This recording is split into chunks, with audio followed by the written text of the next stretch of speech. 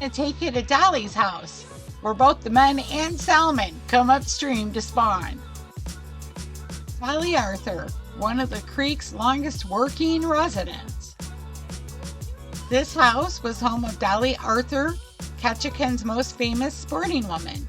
From 1919 through the 1940s, it was also her place of business.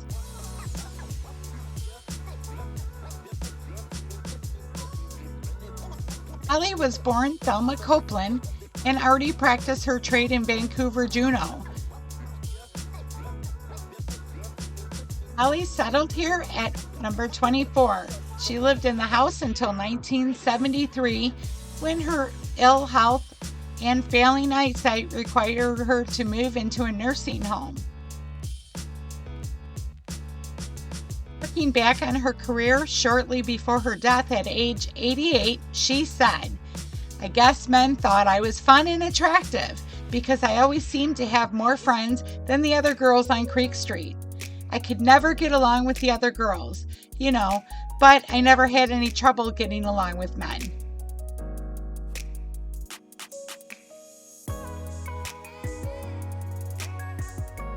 When Dolly was 18 or 19, she realized she could make a lot of money, so she moved to Ketchikan, changed her name to Dolly Arthur, and set up her establishment at 24 Creek Street in 1919.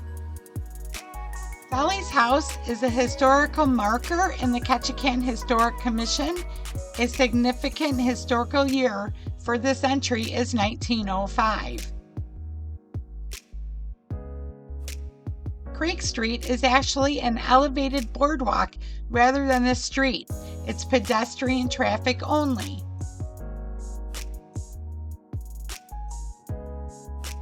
Every night was party time on Creek Street. Miners, fishermen, loggers, and townspeople gathered to carouse, drink, and visit the clapboard bordellos built along the boardwalk. Music floated out all over the water, and lights glowed from all the windows. Although drinking was against the law, prostitution was legal, and the sporting women of the red light area of Creek Street registered their businesses with the city police. Creek Street set against wooded slopes of Deer Mountain. Its hookers and Ketchikan itself roared through the 20s, 30s, and 40s. Okay, we're headed upstairs. This was Dolly's home for a long time. Her claim to present fame was simply because of the more than 50 years she spent on Creek Street. She bought this house in 1919 and was still living there alone in the early 70s. She became the last of the former ladies of the line to remain in residence on Creek Street until her death, which was 20 years after the red light district was finally closed for good in 1954. Dolly charged each man $3 and didn't close her door for the night until she made $75.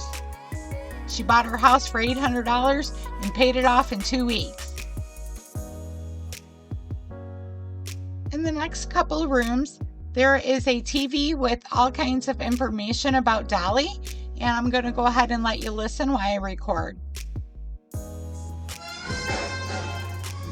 room is Dolly's personal bedroom, and a room that was center stage to Dolly's business. For 35 years, Ketchikan hosted an era which was raucous, rowdy, and some might call a bit tawdry. During these years, there was many controls and rules for the girls of the creek to follow. Only on Wednesdays could they shop in town. Girls were fingerprinted and registered at the police station, and they had to the doctors to issue behind was stored her bootleg liquor stash. Dolly never married and was known as Big Dolly along the street. She stood over 5'9", weighed as much as 250 pounds, and wore a size 9 in a round shoe. The girls on the creek were a trendy lot. In addition to the clothes the girls bought right downtown, there was a firm that specialized in gowns for prostitutes. The drummer would arrive in town on a steamship, set himself up downtown in a local hotel room, and the girls would arrive and select their clothes. After dark, of course. You'll notice that there's a second bedroom upstairs. This room was used to entertain gentlemen who could enter and exit over the married man's trail along the hill behind the house. This was provided so that no one need know who was visiting her house. There were several attempts to close the creek, and sometimes they were successful for a short while, but it wasn't until 1953 that the closure was final. This is one of a once numerous collection of brothels that famously lined Creek Street to retain its historical integrity, and it was one of the largest in the city.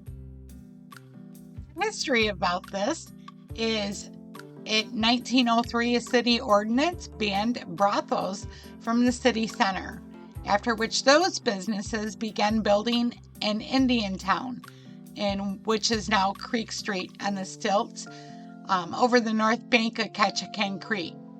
It winds into the hills above Creek Street. It is Married Man's Way, which is a trail used by patrons of the brothels to escape raids.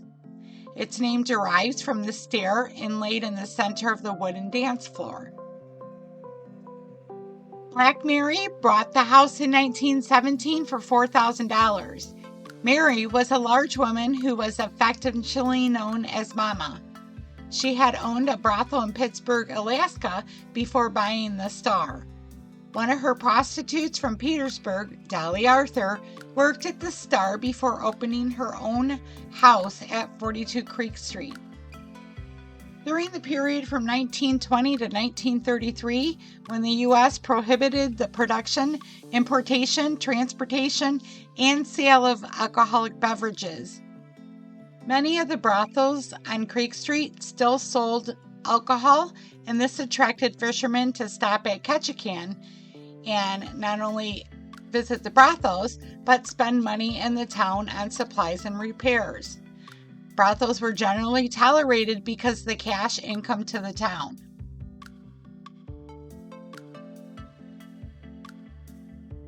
During this time, Dolly made more money selling small amounts of liquor for large sums to her gentlemen callers than she did through prostitution. Authorities never caught her with alcohol. She kept one bottle in the house and hid the rest under the dock.